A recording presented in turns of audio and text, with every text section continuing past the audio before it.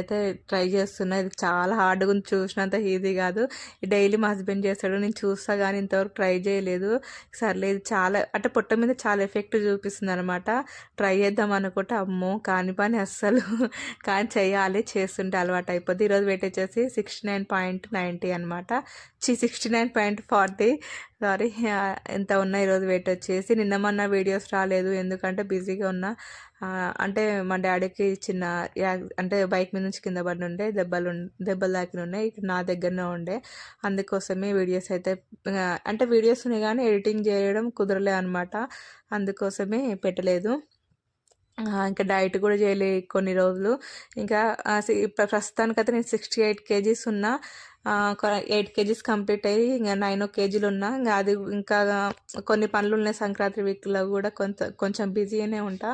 అప్పుడు కూడా కొంచెం చేయనో తెలియదు కానీ నేను తగ్గిన వెయిట్ పెరగకుండా నేను అంతే మేనేజ్ చేస్తూ మళ్ళీ వచ్చాక మళ్ళీ కంటిన్యూ చేస్తా. మనం ఎంత బిజీగా ఉన్నా మధ్యలో అడ్డంకులు వస్తూనే ఉంటాయి. కానీ మనం అది వచ్చి అయిపోయినాక మళ్ళీ కంటిన్యూ చేయాలన్నమాట. ఇంకా నిన్న మన చేయలేక ఇంకేం చేస్తానులే ఇంకెంతో వస్తాయి వదిలేద్దాం అన్నట్టు ఉండొద్దు అనమాట. నేను ఈరోజు వచ్చేసి మార్నింగ్ చియా సీడ్స్ తాగిన, ఇంకా ఒకటి అరటిపండు తిన్నా మార్నింగ్. మధ్యాహ్నంకి వచ్చేసి ఎగ్ బుర్జీలాగా ఏంటివంటే పన్నీరు ఇంకా సోయా అదే మిల్లీ మేకర్స్ ఉంటాయి కదా